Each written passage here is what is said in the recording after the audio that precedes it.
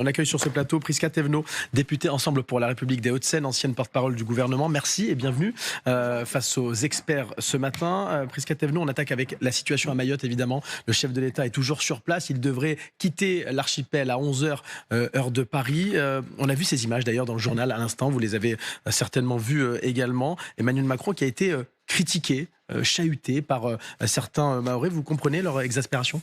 Écoutez, regardons la situation à Mayotte, regardons l'état dans lequel se trouve ce très beau territoire. Aujourd'hui, Mayotte est meurtrie, Mayotte est blessée. Et donc oui, on peut se mettre à la place de ces femmes, de ces hommes, de ces enfants qui ont peur, qui sont angoissés et qui sont en colère.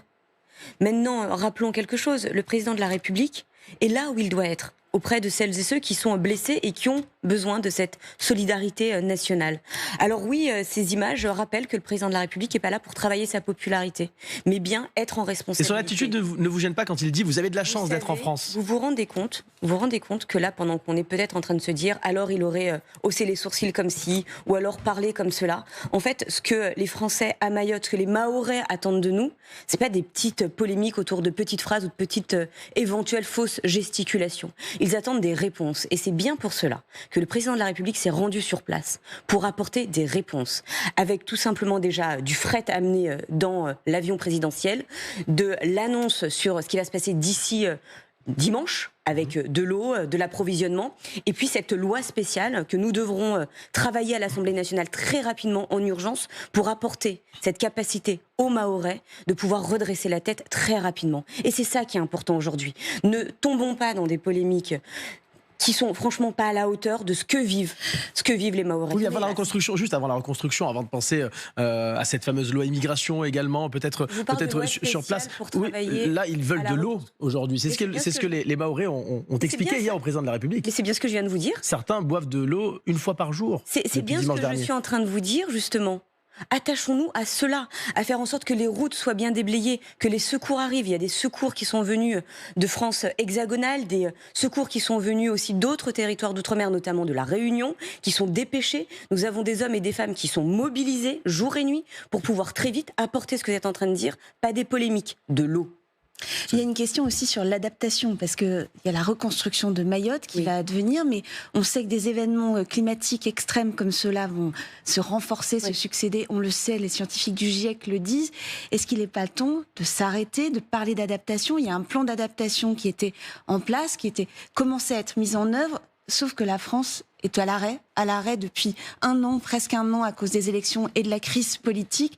Ce n'est pas urgent de retravailler sur le fond. Est-ce que finalement la dissolution n'a pas donné aussi ce résultat-là ? C'est-à-dire que tout s'est arrêté, les politiques publiques ont subi un coup de frein. Est-ce qu'il faut de la stabilité politique pour pouvoir avancer sur les enjeux que vous venez de dire ? Oui, et encore oui, et c'est pas moi qui vais vous dire le contraire. Est-ce qu'en permanence, l'enjeu c'est de pointer du doigt quelques sujets ou de trouver des coupables? Non. On peut revenir sur la dissolution en long, en large, en travers, si vous voulez. On pourrait se dire aussi que s'il n'y avait pas eu cette dissolution, c'est-à-dire cette capacité à redonner la parole aux Français, alors qu'il y avait eu un électrochoc majeur sur les résultats des européennes, on aurait pu se dire aujourd'hui, à nouveau, il y a eu un déni de démocratie parce que le président de la République n'a pas entendu l'appel des Français lors des élections européennes. Et d'ailleurs, on ne peut pas dire que ces élections ont été boudées, ces élections législatives, cette capacité à redonner la parole, puisque les Français se sont déplacés massivement aux urnes. Donc moi, ce que j'ai envie de dire aujourd'hui, c'est effectivement travaillons à la stabilité. C'est justement l'enjeu des consultations du Premier ministre, c'est justement la mobilisation de l'ensemble des groupes politiques à l'Assemblée nationale. Après cette interview, je vais tout de suite rejoindre l'Assemblée nationale pour pouvoir aussi participer à mon niveau à cette stabilité. Pour le reste, ça ne fera pas avancer d'un iota les enjeux que vous venez de prononcer. Vous parliez de l'urgence d'adopter cette loi spéciale. Est-ce que vous allez siéger pendant les vacances scolaires ? Il me semblait que l'Assemblée nationale fermait aujourd'hui, vendredi. Donc quand est-ce que vous allez pouvoir adopter cette loi pour venir en aide aux Mahorais ? Vous avez tout à fait raison. Il faut pouvoir décider d'un calendrier législatif. Ça, ce n'est pas à la main des parlementaires, mais c'est à la main de la présidence de l'Assemblée nationale et du président du Sénat, bien évidemment avec une étroite collaboration avec le gouvernement. Parce qu'une loi, pour arriver effectivement Là, dans son on est dans véhicule l'urgence pour législatif... Mayotte. Mais vous avez tout à fait raison. Mais attention, ne venons pas dire que nous attendons simplement la loi spéciale pour affréter des vivres, comme je viens de le rappeler. Je préfère être bien clair dessus. Cette loi spéciale doit arriver le plus rapidement possible. Elle doit pouvoir travailler, débattue et votée très rapidement. Maintenant, je laisserai les autorités compétentes effectivement donner le calendrier. Et les parlementaires des deux chambres se tiendront, j'en suis sûre, se tiendront à disposition. Est-ce que pour cette forme de stabilité que vous évoquez, il ne serait pas nécessaire que dans le prochain gouvernement, il puisse au moins y avoir, au Quai d'Orsay, au ministère de l'Intérieur, au ministère des Armées et au ministère des Outre-mer, j'allais dire les 4 mêmes qui s'en occupaient précédemment, ne serait-ce que pour incarner une continuité dans des domaines où le danger, les risques et la gravité des événements est considérable. Cette réponse ne m'appartient pas. Elle est celle du Premier ministre. Maintenant, est-ce que je souhaite une continuité pour garantir une stabilité, une suivi des dossiers ? Oui. Mais je reste à ma place. De la Syrie, de Mayotte, ce ne sont pas des dossiers légers. Oui, c'est, par exemple, pour prendre un de vos exemples, c'est la raison pour laquelle Sébastien Lecornu, ministre des Armées, a souvent été reconduit, parce qu'il y a besoin d'avoir une continuité des dossiers et ne pas être dans cette capacité à reprendre des dossiers. Donc ça voudrait dire Bruno Retailleau toujours à l'intérieur, pour vous ? Ça voudrait dire que, là je vous donnais le sujet de M. Lecornu. M. Retailleau, je l'ai entendu récemment sur une matinale de vos confrères, qui souhaite pouvoir rester. Maintenant, il le dit lui-même. Est-ce que les conditions seront réunies pour qu'il mette en place sa feuille de route ? Ça, c'est des discussions qu'il doit avoir avec le Premier ministre. À ce propos, parlons du futur gouvernement. François Bayrou a proposé aux différents partis d'intégrer son gouvernement, en dehors de RN et LFI.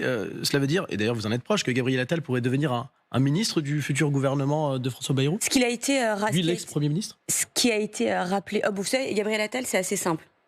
Il sera toujours du côté de celles et ceux qui veulent que ça avance. Et donc, si il doit s'engager d'une façon ou d'une autre, il le fera. Rappelez-vous... Donc il n'est pas contre intégrer le gouvernement ? Il est pour pouvoir faire en sorte que ça avance, et il est pour faire en sorte qu'il soit un facilitateur. Maintenant, ce qui a été dit... Mais pour incarner un ministère aussi ? Maintenant, je réponds à votre question. Maintenant, ce qui a été rapporté de cette réunion qui a eu lieu à Matignon hier après-midi, c'est pas exactement et précisément cela. Nous avons eu un compte-rendu, comme à chaque fois, de notre président de groupe Gabriel Attal à l'ensemble des députés. Ce qu'a demandé le Premier ministre, c'est un engagement fort de l'ensemble des présidents de groupe. Parce que ça vous a pas échappé que lors de cette réunion, il y avait par exemple Marine Tondelier. Oui. Je pense que sans avoir à lui passer un coup de fil ou à envoyer un SMS, j'ai pas l'impression qu'elle ait envie de rentrer dans le gouvernement de Michel Barnier. Pour autant, est-ce que cela veut dire qu'elle ne peut pas être en soutien actif d'une action commune que nous pouvons mener, notamment sur la stabilité ? Visiblement non. C'est-à-dire que quand ils sont sortis, que ce soit les socialistes ou les écologistes, ils ont dit que les conditions n'étaient pas réunies pour une non-censure. Donc ça veut dire que là, on reste sur le socle commun. Il n'y aura pas ce fameux deuxième cercle dont parle François Bayrou, c'est-à-dire pas une participation de la gauche au gouvernement, mais une forme d'accord de stabilité pour 6 mois. Ça ne marche pas, visiblement. Non, mais moi, ce que je veux dire, c'est qu'il faut qu'on arrête le syndicat des hypocrites, là, en fait. On a, depuis maintenant plusieurs semaines, plusieurs mois, avant même le sujet de la censure, des forces politiques... qu'elles soient à gauche, écologistes, etc., nous dire qu'elles sont OK pour s'ouvrir, pour travailler avec d'autres, uniquement si ces autres sont eux-mêmes. Il va falloir qu'on arrête ça, en fait. On ne peut pas prôner la stabilité le lundi, faire tomber le gouvernement le mardi et crier à l'immobilisme le mercredi. Mais on ne peut pas non plus... Ça ne fonctionne pas. On ne peut pas non plus appeler à l'Union nationale sans changer sur certains textes. On voit bien ce qui se crispe, par exemple, c'est la réforme des retraites. Vous avez totalement raison. Mais je vais vous le dire aussi autrement. Sur le dernier budget, et je vais répondre aussi sur la retraite, sur le dernier budget, le budget de Michel Barnier, il y avait des sujets qui étaient des totems dans le programme du NFP. Donc où il y avait le PS et ELV.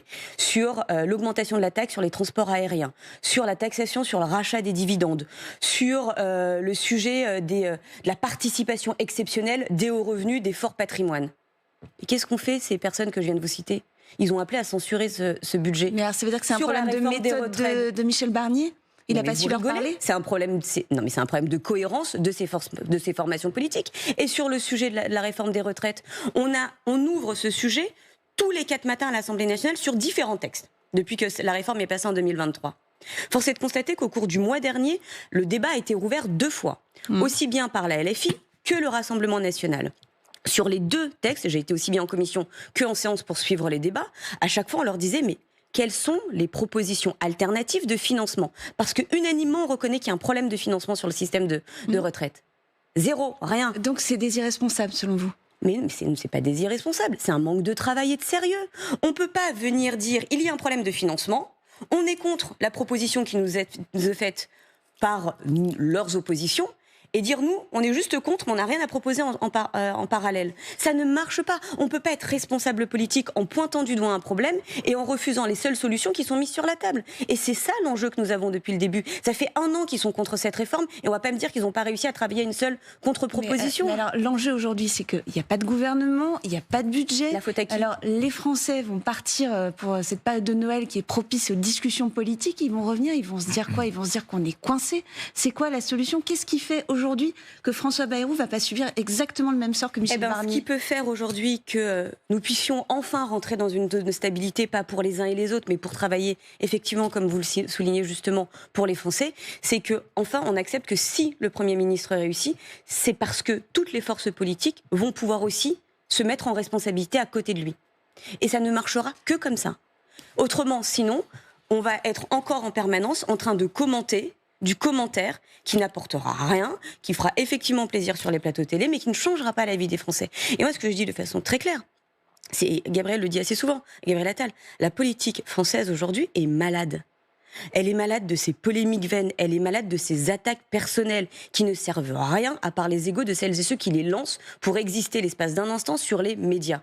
Je le dis franchement. Mais elle n'est pas malade à cause de certaines décisions prises ces dernières années, Prisca Thévenot? Mais c'est facile, quoi, la décision. Non, mais c'est une question que je vous pose. Je vous le dis, c'est quelle est la décision? D'avoir fait reculer le chômage, d'avoir réindustrialisé le pays, d'avoir aidé les Français pendant la crise Covid et pendant la période de l'inflation? C'est quoi? C'est ça qu'on n'aurait pas dû faire? Oui, nous avons permis en responsabilité de prendre des mesures, certaines qui n'étaient pas populaires. Mais je pense que c'est ça le rôle d'un politique. C'est pas de compter le nombre de likes qu'il peut avoir sur TikTok ou sur les réseaux sociaux. C'est d'être un exemplaire raté. Et donc justement aujourd'hui, notre responsabilité, c'est de dire que nous avons investi là où nous devions le faire, quand nous devions le faire. Et aujourd'hui, notre responsabilité, c'est d'avoir une position de raison. Mais le rôle d'un politique, c'est aussi de se remettre en question, c'est aussi de se poser la question du résultat des européennes, de se poser la question du résultat des législatives. Vous ne pouvez pas ne pas tenir compte de ces... Vous avez totalement raison. C'est exactement ce que je vous disais. Le rôle du politique, c'est aussi être capable de se remettre en question. Et donc, oui, vous avez perdu les européennes et vous avez perdu les législatives. Et donc, qu'est-ce qu'on a fait? Quand on a perdu les européennes, on a fait quoi? On a redonné la parole aux Français, précisément avec cette fameuse dissolution. Mais c'est en fait redonner la parole aux Français. Et on a commencé cette interview en me disant quoi? En me disant que c'était la raison de tous nos malheurs aujourd'hui. Donc, à un moment, je veux bien... Mais on ne peut pas en permanence nous accuser de A en nous reprochant B, en nous disant qu'il fallait faire A. Ça n'existe pas en fait. Donc oui, nous avons redonné la parole aux Français parce que nous sommes capables de nous remettre en question. En premier lieu, le président de la République. Nous n'avons pas repris Matignon directement après. Gabriel Attal a donné sa démission dans la foulée. Et je sais de quoi je parle. J'étais porte-parole de son gouvernement. Donc franchement, à un moment, on ne peut pas reprocher en permanence au président de la République et au camp présidentiel d'être responsable de tout, quand en réalité, nous faisons en sorte de prendre nos responsabilités. Nous sommes là, autour de la table, en permanence pour faire avancer les sujets, alors que les autres, on est simplement en train de commenter leur petit buzz médiatique. Ça ne fonctionne pas. Merci Prisca Thévenot d'être venue ce matin sur LCI face aux experts dans le 8h30.